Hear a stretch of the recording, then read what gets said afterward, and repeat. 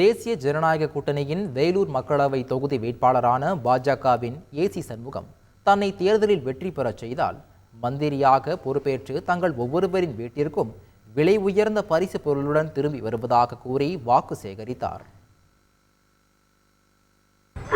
இலவச திருமண மண்டபம் அது அரசாங்கத்தில் சொந்த செலவில் கட்டித்தார்.